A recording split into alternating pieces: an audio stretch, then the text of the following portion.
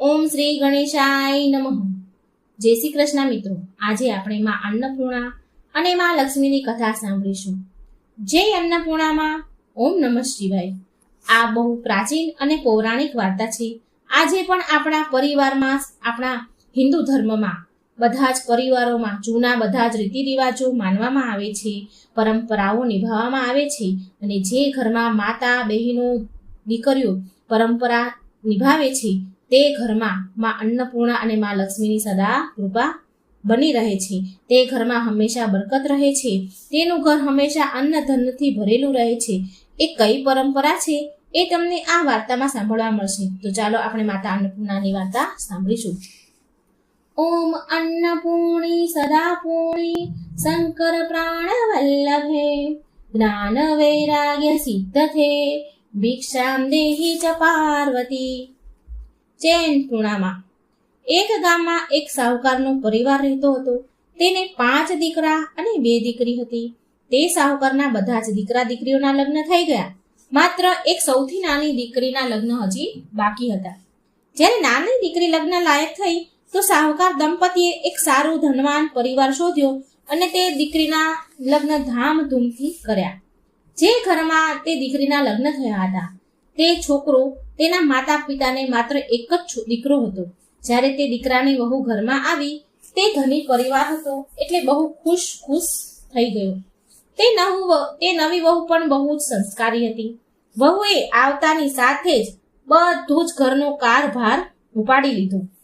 ઉમરામાંથી જ કામ લેતી ઘરમાં આવી. તે ઘર બહુ રૂપિયાવાળા હતા, બહુ ધનવાન હતા. એ ઘરમાં કોઈ વસ્તુની કમી જ ન હતી. લગ્નના 15-20 દિવસ થઈ ગયા પછી એક દિવસ સાસુએ નવી વહુને રસોઈમાં લઈ ગયા અને રસોઈ સંભાળવા માટે આપી દીધી. અને ઘણી જરૂરિયાતની જે ઘરની વાતો હોય, નીતિ નિયમો હોય, જે આપણી પરંપરાઓ હોય તે બધું વહુને સમજાવે છે અને કહે છે કે જલ્દી ઉઠીને નાહી ધોઈને પછી જ રસોઈ ઘરમાં જજે. નાયા ધોયા પછી જ રસોડામાં પ્રવેશ કરવો, નાયા વગર રસોડામાં પ્રવેશ કરવો નહીં. રોજ સવારે નાહી ધોઈને શિવજીને પાણી ચડાવીને માતા લક્ષ્મીની પૂજા કરજે અને પહેલી રોટલી ગાયને અને બીજી રોટલી કૂતરાને આપજે. આ નિયમ ક્યારેય ભૂલવો નહીં. આવી રીતે સાસુએ ઘરના નિયમો અને પરંપરાઓ વહુને સમજાવી. વહુએ તેની સાસુને પગે લાગે છે અને રસોઈ ઘરમાં પ્રવેશ કર્યો.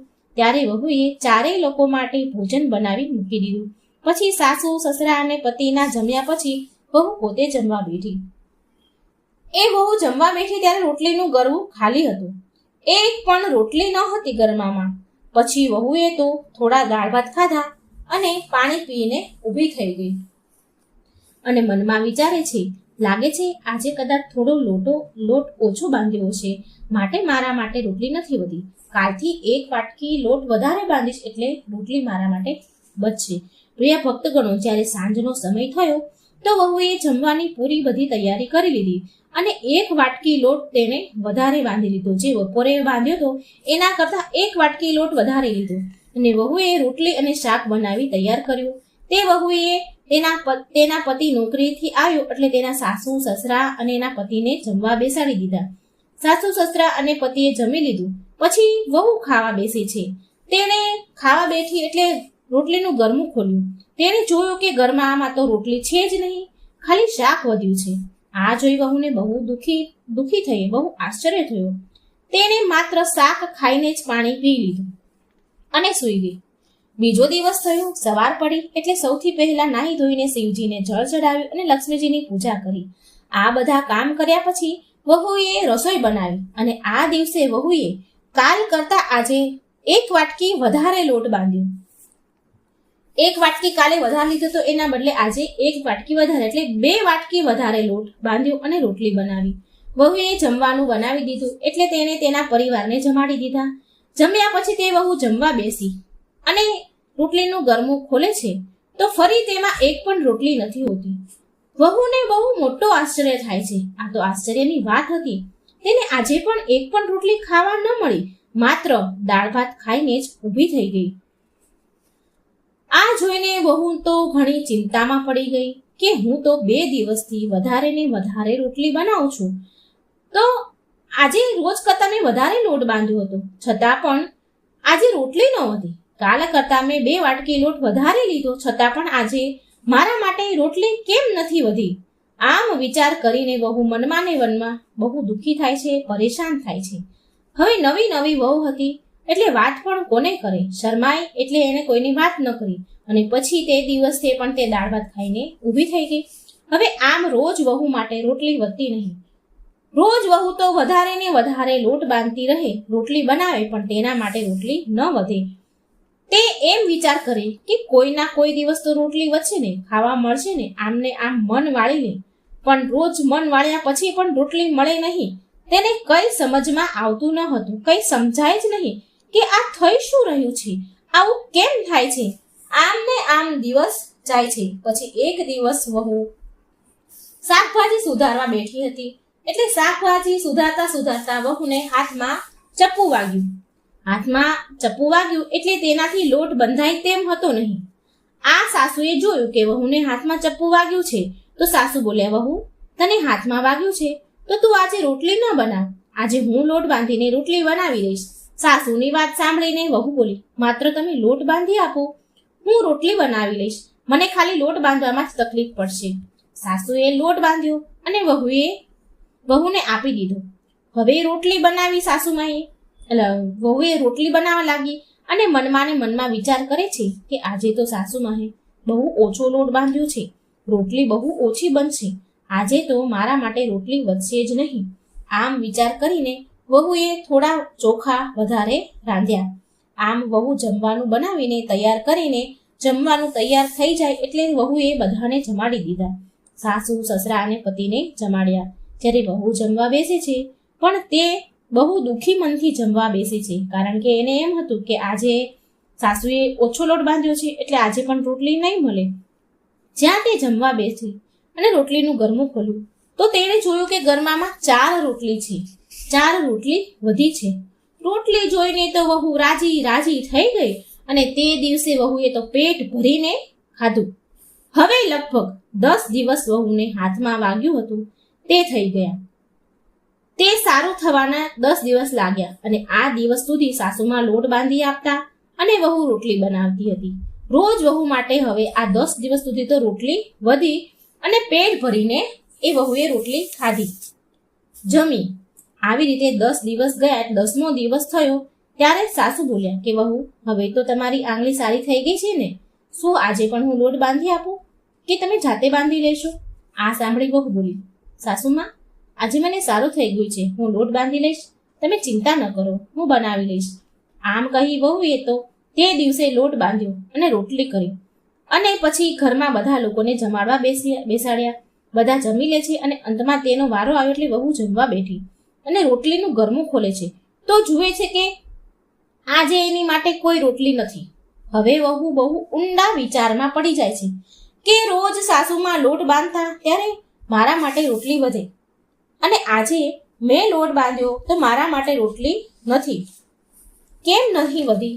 આમ એ વહુ તો ઊંડા વિચારમાં પડે છે અને ખરેખર આશ્ચર્યજનક તો વાત હતી.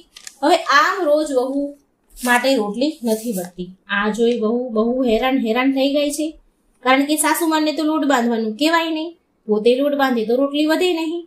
હવે શું કરું કે જ્યારે સાસુમાં ઓછો લોટ બાંધે તોય મારા માટે રોટલી વધે અને હું વધારે બાંધું તો મારા માટે ન વધે. અરે રે, આ શું થાય છે? આમ કેમ થાય છે? શું કરું, કોને કહું? મારાથી શું ભૂલ થઈ હશે? આમ વિચાર કરી વહુ પરેશાન થઈ ગઈ. હવે નવી વહુ હતી એટલે ઘરમાં કોઈને આ વાત કરવા માટે તેને સંકોચ થતો હતો. આમને આમ વહુની તબિયત બગડવા લાગી, તે સૂકી પાતળી થવા લાગી, કારણ કે તેને સરખું જમવાનું મળતું નહીં, તેના માટે તો રોટલી વધે જ નહીં, તો ખાવાનું ક્યાંથી આવે? ખાવાનું ક્યાંથી ખાય? રોટલી ક્યાં લેવા જાય? વધે જ નહીં તો ખાય કેવી રીતે? પાણી પી લે, ખાલી શાકભાજી ને દાળ ભાત ખાઈ લે અને પાણી પી લે. આમને આમ તે નબળી પડવા લાગી, કમજોર થઈ ગઈ, બીમાર થવા લાગી. તો એક દિવસ તેના પતિએ તેને કહ્યું કે આ ઘરમાં તો તને કોઈ દુઃખ તો નથી ને, તને કોઈ વાતની કમી નથી, તને કોઈ રોકવા ટોકવા વાળું નથી, તારે જે બનાવવું હોય તે સારું જમવાનું બનાવીને જમને, તારે સારું ખાવાનું બનાવવું જોઈએ, મનપસંદ જે પણ તને ભાવે તે બનાવીને તું ખાને. તું કેટલી બધી કમજોર થઈ ગઈ છો, તું બહુ નબળી પડી ગઈ છો? તું બીમાર છો? તને શું વાતની તકલીફ છે? શું તું સારી રીતે ખાવાનું નથી ખાતી કે પછી બીજી વાત કોઈ છે? જો કંઈ હોય તો મને તું સાચું સાચું કહી દે. શું વાત છે? તારી તબિયત દિવસે ને દિવસે કેમ ખરાબ થતી જાય છે? તને કઈ વાતનું દુઃખ છે? પણ તે વહુ તેના પતિને કંઈ પણ કહેતી નથી અને એવું વિચારે છે કે જો મારા પતિને હું આ વાત કહીશ, મારા પતિને હું કહીશ કે હું રોટલી બનાવું છું, ગમે એટલો લોટ બાંધીને રોટલી બનાવું છું, તો મારા માટે રોટલી વધતી જ નથી. આ જો હું કહીશ તો મારા પતિ મારી ઉપર વિશ્વાસ નહીં કરે. આવું કેમ થઈ શકે? કોઈ પણ વ્યક્તિ છે, સ્વાભાવિક રીતે ગમે તેટલો લોટ બાંધીને રોટલી ન વધે તો એ આશ્ચર્યની વાત છે. એટલે એને વિચાર્યું કે મારા પતિ વિશ્વાસ નહીં કરે. આમ વિચાર કરીને વહુ તેના પતિને કંઈ કહેતી નથી, ચૂપ રહે છે અને તે સૂઈ ગઈ. તે વહુ તો સૂઈ ગઈ, પણ તેના પતિને ઊંઘ નથી આવતી. તે રાતમાં વિચાર કરે છે કે આટલી બધી દુબળી પાતળી કેમ થઈ ગઈ છે આ. આમ વિચાર કરી તેનો પતિ દુઃખી થાય છે અને આખી રાત એ વિચાર કરે છે. પછી તેના મનમાં એક વિચાર આવ્યો કે કદાચ હમણાં નવા નવા લગ્ન થયા છે તો એને તેના માતા પિતાની યાદ આવતી હશે, એટલે આવી તબિયત બગડી છે અને નબળી પડી ગઈ છે. હું એવું કરું, કાલે હું મારા માતા પિતાની આજ્ઞા લઈ અને તેના માતા પિતાની પાસે એને મળવા લઈ જાઉં, એના પિયરમાં ફરાવીને લઈ આવું. એવું બને કે તે એના માતા પિતાને જોઈને, પિયરને જોઈને ખુશ થઈ જાય.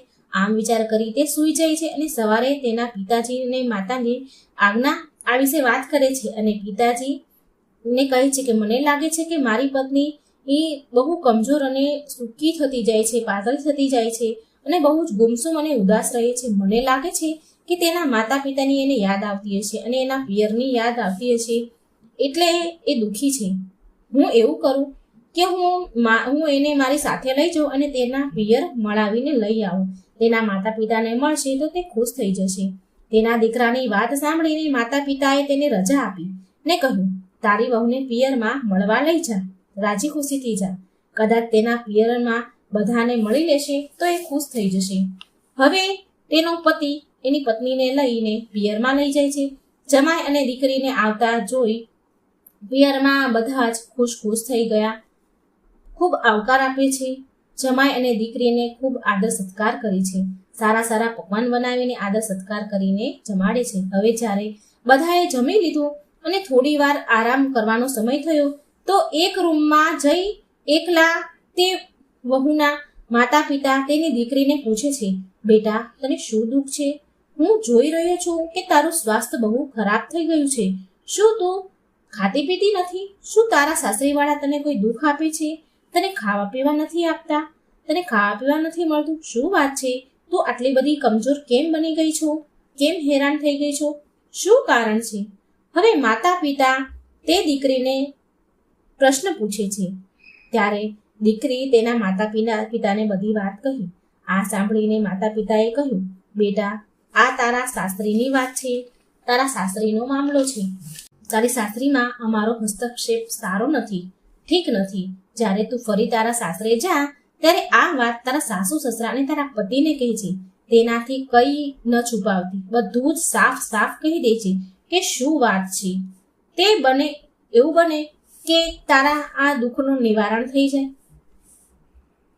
તે બંને સાહુકાર દંપતી તેની દીકરીને ખૂબ સમજાવે છે અને કહ્યું, બેટા મને લાગે છે કે માં અન્નપૂર્ણા તારાથી નારાજ છે, રૂષ્ટ છે, માટે તારી સાથે આવું બની રહ્યું છે, આવી ઘટના ઘટે છે. જો તું તારા સાસુ સસરાને કહીશ તો આનો કઈ ઉપાય મળી આવશે. આમ કહીને જમાઈ દીકરીને બહુ બધું ધન આપે છે અને વિદાય કર્યા.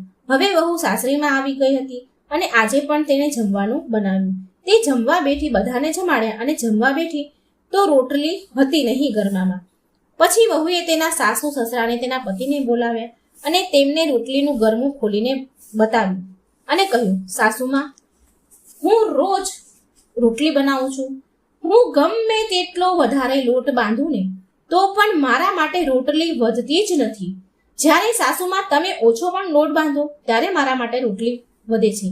આમ બધી વાત કહી પૂરેપૂરી પરિવારને આ બધી વાત કહે છે અને સાસુમાને એ કહે છે કે જ્યારે મારા હાથમાં ચાકુ વાગ્યું હતું ત્યારે 10 દિવસ સુધી તમે લોટ બાંધ્યો હતો, તમે ઓછો લોટ બાંધતા હતા અને હું રોટલી બનાવતી હતી તો તે 10 દિવસ સુધી મારા માટે રોટલી વધતી હતી અને હું ભરપેટ જમવાનું જમતી હતી. પછી મારો હાથ સારો થયો અને હું જાતે લોટ બાંધીને રોટલી બનાવવા લાગી ત્યારથી મારા માટે રોટલી નથી વધતી. વહુના મોઢે આ વાત સાંભળી તેની સાસુ સમજી ગઈ કે વાત શું છે અને તેની વહુને એ સાસુમાં હાથ પકડીને તેને રસોઈ ઘરમાં લઈ ગયા. લોટના ડબ્બામાંથી લોટ લીધો, કથરોટમાં ચાળી અને લોટ બાંધ્યો અને લોટમાં તેના હાથની છાપ લગાવીને તે લોટને પૂરા આદરપૂર્વક નમસ્કાર કર્યા. 5 આંગળી તે લોટમાં છાપી અને નમસ્કાર કર્યા અને પછી તેણે વહુને કહ્યું કે બેટા, કદાચ મારી જ ભૂલ હતી કે હું તને આ કહેવાનું ભૂલી ગઈ. જો વહુ, રોજ જે લોટ બાંધીને તું તારા 5 આંગળીનું નિશાન આ લોટ પર છોડી દેજે અને પૂરા આદર સત્કાર અને સન્માનથી નમસ્કાર માં અન્નપૂર્ણાને કરજે. આ માતા અન્નપૂર્ણા હોય છે જે આપણું પેટ ભરે છે. આમ કરવાથી માતા અન્નપૂર્ણા ખુશ થાય છે અને બરકત આપે છે અને આમ કરવાથી પૂરા પરિવારનું પેટ આરામથી ભરાઈ જાય છે. અન્નની ભોજનની કમી કોઈ રહેતી નથી. આજથી તું પણ લોટ બાંધતી વખતે આવું જ કરજે. પછી તું જોજે તારા ઉપર માં અન્નપૂર્ણાની કૃપા જરૂર રહેશે અને આમ કરવાથી ઘરનું કોઈ પણ સદસ્ય ભૂખ્યું નહીં રહે. તેની સાસુની વાત સાંભળી વહુ તેની સાસુને પગે લાગે છે. તે દિવસથી તેના માટે જ્યારે લોટ બાંધે છે ત્યારે રોટલી વધે છે. તેના સાસુના કહેવા અનુસાર તે લોટ બાંધે છે અને લોટ પર 5 આંગળીની છાપ પાડે છે અને નમસ્કાર કરે છે. એ દિવસથી વહુ માટે રોટલી વધવા લાગી. આ દિવસથી વહુ ઉપરમાં અન્નપૂર્ણા અને મા લક્ષ્મીની કૃપા રહેવા લાગી. મા લક્ષ્મી અને અન્નપૂર્ણા પ્રસન્ન થયા. વહુ 2 દિવસથી પેટ ભરીને જમવા લાગી. જય હો માં અન્નપૂર્ણા. બાંધેલા લોટ ઉપર 5 આંગળીઓનું નિશાન માં અન્નપૂર્ણા અને માં લક્ષ્મીની છાપ હોય છે. માં અન્નપૂર્ણા અને માં લક્ષ્મીનો આશીર્વાદ હોય છે અને હાથ એ બરકતની નિશાની હોય છે. જેટલો પણ લોટ બાંધ્યો છે તેમાં બરકત આવી જાય છે અને ઘરનું કોઈ પણ સદસ્ય ભૂખ્યું નથી રહેતું. જય હો માતા અન્નપૂર્ણા, જય હો માતા લક્ષ્મી. માં અન્નપૂર્ણા, માં લક્ષ્મી, જેવા તમે વહુ પર પ્રસન્ન થયા, જેવા વહુને ફળ્યા તેવા સૌને ઉપર તમારી કૃપા રાખજો. વાર્તા સાંભળનાર, કહેનાર, વાંચનાર, હોંકારો ભરનાર પર તમારી કૃપા સદાય રાખજો. અન્નધનના ભંડાર સદાય બધા પર ભરેલા રાખજો. જય માં અન્નપૂર્ણા. એ શંકર ભગવાનને માં અન્નપૂર્ણા પાસે ભિક્ષા કેમ માંગવી પડી? શંકર ભગવાન તો ત્રિલોકના નાથ છે, તો એમને કેમ ભિક્ષા માંગવી પડી? તો આ વાર્તાનું રહસ્ય શું છે તો આપણે આ વિડીયોમાં જાણીશું. અન્નપૂર્ણી સદા પૂર્ણી શંકર પ્રાણ વલ્લભે જ્ઞાન વૈરાગ્ય સિદ્ધર્થે ભિક્ષામ દેહી ચ પાર્વતી. જય માં અન્નપૂર્ણા. યા દેવી સર્વભૂતેષુ અન્નપૂર્ણા રૂપેણ સંસ્થિતા નમસ્તસ્યે નમસ્તસ્યે નમસ્તસ્યે નમો નમઃ. મિત્રો, અન્નપૂર્ણા દેવી આપ સૌના ઘરમાં ભર્યા ભંડારા રાખે અને સુખ સમૃદ્ધિ સદાય તમારા ઘરમાં રહે, આવી મનોકામના સાથે હું આ વાર્તા કહેવા જઈ રહી છું. આવી પ્રાર્થના સાથે હું પવિત્રમાં અન્નપૂર્ણાની કથા કહેવા જઈ રહી છું. માં અન્નપૂર્ણાની વાર્તા પૂરી અંત સુધી સાંભળજો. વિડીયો અધૂરો મૂકીને જવાની ભૂલ ન કરતા. જે કોઈ આ પવિત્ર વાર્તા સાંભળશે તેના ઉપરમાં અન્નપૂર્ણાની કૃપા સદાય રહેશે. જય માં અન્નપૂર્ણા. મિત્રો, આદિ શક્તિ જગત જનની જગદંબા માતા ભગવતી દુર્ગા શિવની શક્તિ એટલે કે માતા પાર્વતી છે. આ તો તમે બધા જાણો છો, પરંતુ જગત જનની માં જગદંબા પાર્વતીજીનો અન્નપૂર્ણાનું રૂપ કેમ ધારણ કરવું પડ્યું હતું? એવી કઈ પરિસ્થિતિ ઉત્પન્ન થઈ કે માતા અન્નપૂર્ણા પાસેથી દેવોના દેવ મહાદેવને ભિક્ષા માંગવી પડી? ચાલો આ કથા સાંભળીએ. મિત્રો, પહેલાના સમયની વાત છે. શંકર ભગવાન કૈલાસ ઉપર પર્વત પર એકવાર બેઠા હતા. તે સમયે માતા પાર્વતી તેમની પાસે આવીને બહુ નમ્ર વિનંતીપૂર્વક ભોળાનાથને અનુરોધ કરવા લાગ્યા કે હે પ્રભુ, આપણે કૈલાસ પર એક રસોઈની આવશ્યકતા છે. એટલે શંકર ભગવાન હસવા લાગ્યા અને માતા પાર્વતીને ના કહી દે છે અને ઉપરથી કહ્યું કે દેવી, ભોજન તો એક પ્રકારની આશક્તિ છે અને પ્રાણી માત્રને આ શક્તિનો ત્યાગ કરી દેવો જોઈએ.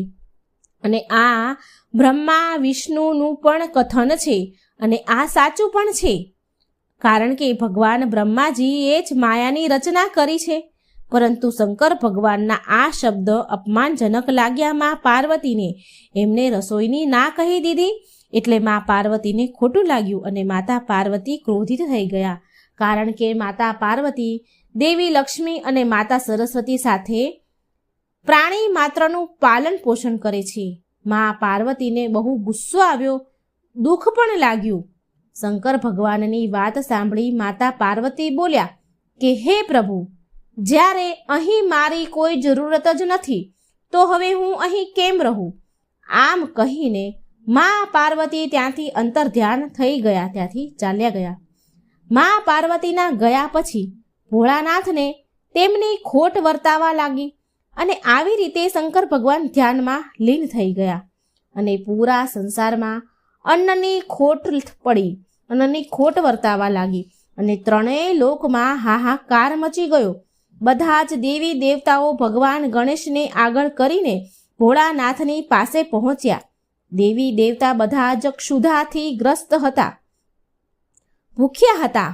બધા જ શંકર ભગવાનને પ્રાર્થના કરવા લાગ્યા, યાચના કરવા લાગ્યા અને કહ્યું કે હે પ્રભુ, પૂરા સંસારમાં અન્નનો એક પણ દાણો નથી અને અમે બધા ભૂખથી તડપી રહ્યા છીએ.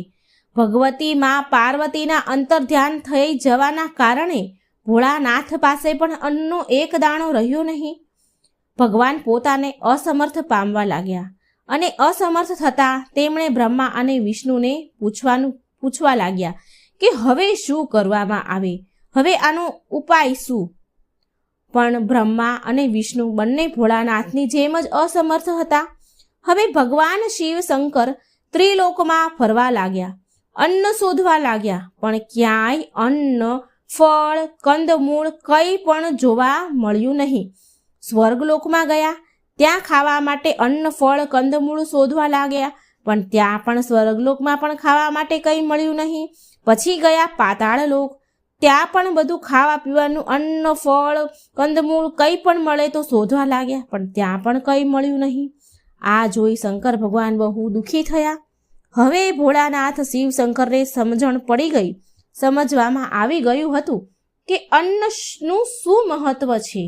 અન્નનું મૂળ ભગવાનને સમજાઈ ગયું. ભોળાનાથ અન્નની શોધમાં ભટકી રહ્યા હતા.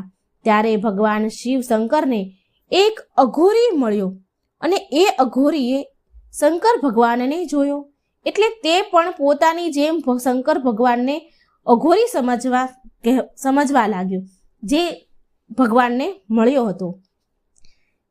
અને એને કહે છે, શંકર ભગવાનને કહેવા લાગ્યો કે તમે ભોજનના પદાર્થ માટે, અન્ન માટે આમ તેમ ભટકી રહ્યા હોય તો તમારે કાશી નગરીમાં જવું પડશે. તે અઘોરી બાવા જેવો હતો માણસ.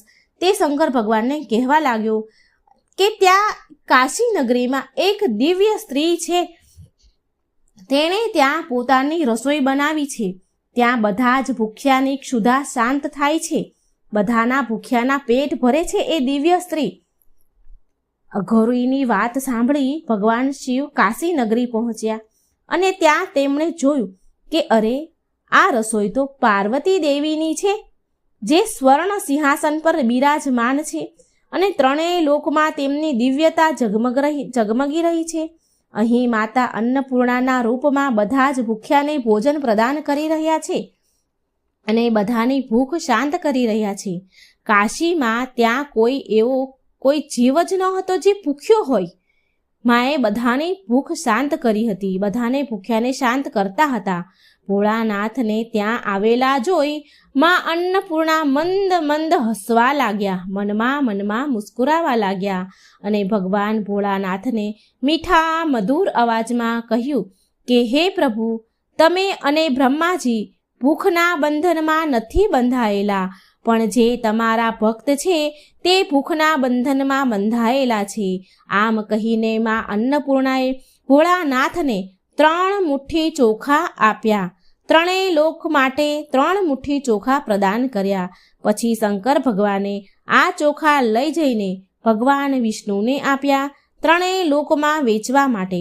અને ભગવાન વિષ્ણુએ ત્રણેય લોકની ભૂખ શાંત કરવા માટે આ ચોખા ત્રણેય લોકમાં બરાબર વેચી દીધા. આજે પણ માતા અન્નપૂર્ણા કાશીમાં સોનાના સિંહાસન પર બેઠા છે અને એ સૂચિત કરે છે કે સંસારમાં કોઈ પણ ભૂખ્યું ન રહે. મિત્રો, આ અન્નપૂર્ણામાંની આ એક કથા હતી અને બીજી કથા પણ પૌરાણિક છે. તે બીજી કથા આ પ્રમાણે છે. કહેવાય છે કે જ્યારે ભગવાન રામ માતા સીતાને છોડાવવા માટે લંકા પર ચડાઈ કરી હતી તો તે સમય દરમિયાન વાનર સેનાને બહુ ભૂખ લાગી હતી. તે સમયે ભગવાન રામે મા અન્નપૂર્ણાની આરાધના કરી અને એનાથી પ્રસન્ન થઈને માતા અન્નપૂર્ણાએ પૂરી સેનાની ભૂખ શાંત કરી હતી. અને બીજી પૌરાણિક કથા અનુસાર એકવાર ભગવાન શંકરની પ્રિય નગરી કાશીમાં ભયાનક અકાળ પડ્યો, જેના કારણે કાશીમાં મનુષ્યની સાથે જીવજંતુ પણ મરવા લાગ્યા અને ચારેય બાજુ હાહાકાર મચી ગયો. ત્યાર પછી કાશીવાસીઓએ બ્રહ્માજી અને વિષ્ણુ ભગવાનની આરાધના કરી અને તેમની પૂજા કરી અને તેમને પ્રસન્ન કર્યા. ભગવાન બ્રહ્માજી અને વિષ્ણુ ભગવાને તેમને દર્શન આપ્યા તો બધા લોકોએ આ બધી વિપદા કહી સંભળાવી. આ કઠિન વિપદાથી બચાવવા માટે પ્રાર્થના કરી. ત્યારે ભગવાન બ્રહ્મા અને વિષ્ણુ શંકર ભગવાનથી આ સંકટનું નિવારણ કરવાની પ્રાર્થના કરે છે. ભગવાન શંકરે કાશીનું ભ્રમણ કર્યું અને કાશીને જોયું ત્યારે તેમને સમજણમાં આવ્યું કે મા પાર્વતી રૂપી અન્નપૂર્ણા જ આ સંકટનું નિવારણ કરી શકે છે. તો મા અન્નપૂર્ણાની કૃપા થશે તો આ કાશી નગરીમાં લોકોને અન્નની ખોટની સમસ્યા દૂર થઈ જશે. શંકર ભગવાને ભ્રમણ કર્યું અને આ બધું જાણ્યું. ત્યારે પછી ભોળાનાથ મા પાર્વતી પાસે આવ્યા અને ભોળાનાથે મા પાર્વતીને અન્નપૂર્ણા રૂપ ધારણ કરીને બધાનો ઉદ્ધાર કરવાની પ્રાર્થના કરી.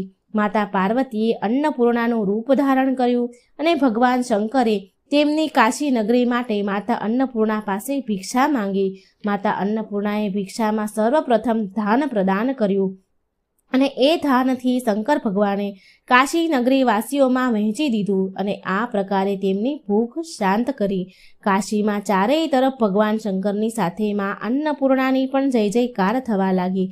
માતા અન્નપૂર્ણાએ ભોળાનાથ શિવશંકરને વચન આપ્યું કે આજથી કાશીમાં કોઈ પણ ભૂખ્યું નહીં સૂવે અને એવું મનાય છે આજે પણ કાશીમાં માં અન્નપૂર્ણાની કૃપાથી કોઈ ભૂખ્યું નથી સૂતું. જે દિવસે માં અન્નપૂર્ણાએ શંકર ભગવાનને ભિક્ષા આપી હતી તે દિવસથી જ માં અન્નપૂર્ણા જયંતીના રૂપમાં માનવામાં આવે છે. આ માક્ષર મહિનાની પૂનમે મનાવવામાં આવે છે. કાશી વિશ્વનાથના પરિસરમાં માં અન્નપૂર્ણાનું મંદિર છે. તે મંદિરમાં માં અન્નપૂર્ણાની સોનાની મૂર્તિ બિરાજમાન છે, જે વર્ષમાં એકવાર ધનતેરસના દિવસે એટલે કે અન્નકૂટના દિવસે 4 દિવસ માટે જ ખુલે છે. માના આ દુર્લભ મૂર્તિના દર્શનથી બધા જ ભક્તોની બધી જ મનોકામના પૂરી થઈ જાય છે. અહીં મંદિરના ખજાનામાં પૈસા સિક્કા અને ધાન ભક્તોને પ્રસાદ રૂપે વહેંચવામાં આવે છે અને એવું મનાય છે કે આ પ્રસાદમાં મળેલો સિક્કો તિજોરીમાં રાખવાથી ધનમાં વૃદ્ધિ થાય છે અને ધાનનો પ્રસાદને ભંડાર ઘરમાં રાખવાથી ક્યારેય પણ અન્નની કમી નથી રહેતી. અને વર્ષમાં બાકીના દિવસોમાં માં અન્નપૂર્ણાની પિત્તળની બનાવેલી મૂર્તિની પ્રતિષ્ઠા કરવામાં આવી છે. એની પૂજાપાઠને દર્શન થાય છે. મિત્રો, આ હતી જગતનું ભરણ પોષણ કરનાર માં અન્નપૂર્ણાની કથા. મિત્રો, માં અન્નપૂર્ણાના દર્શન અને પૂજનથી ઘરમાં ક્યારેય ધન ધાન્યની કમી નથી રહેતી અને જો માની કૃપા હોય તો જન્મ જન્માંતરની દરિદ્રતા પણ દૂર થઈ જાય છે. મિત્રો, ભારતીય સંસ્કૃતિમાં ઘરની વહુને પણ અન્નપૂર્ણાનું રૂપ મનાય છે, કારણ કે તે ઘરના બધા જ સદસ્યોનું ભોજનનું ધ્યાન રાખે છે. આપણે ક્યારેય પણ ભોજનનું અપમાન ન કરવું જોઈએ, કેમ કે આમ કરવાથી માતા અન્નપૂર્ણા રિસાઈ જાય છે અને ભોજન બરબાદ પણ થઈ જાય છે. ભોજન બરબાદ કરવું જોઈએ નહીં અને ફેંકવું પણ ન જોઈએ. અને આના સિવાય ઘરે આવેલા અતિથિ, ભિખારી અને ગરીબ લોકોને ભૂખ્યા પેટે પાછા ન કાઢવા જોઈએ. ઘરની ગૃહિણી જો અન્નપૂર્ણામાં છે તો રસોઈ ઘર મંદિર સમાન છે. માટે રસોઈને ક્યારેય ગંદુ ન રાખવું જોઈએ. ભોજન બનાવતી વખતે ક્યારેય તેને ચાખવું ન જોઈએ અને હેઠું પણ ન કરવું જોઈએ. જે ગૃહિણી આ બધી જ વાતોનું પાલન કરે છે તો માં અન્નપૂર્ણાની કૃપા સદાય બની રહે છે અને ક્યારેય તેની રસોઈમાં અન્નની કમી નથી રહેતી. તો મિત્રો, આ હતી માં અન્નપૂર્ણાની કથા. જો મિત્રો તમને સારી લાગે તો મારી ચેનલને લાઈક, સબસ્ક્રાઈબ અને શેર જરૂર કરજો.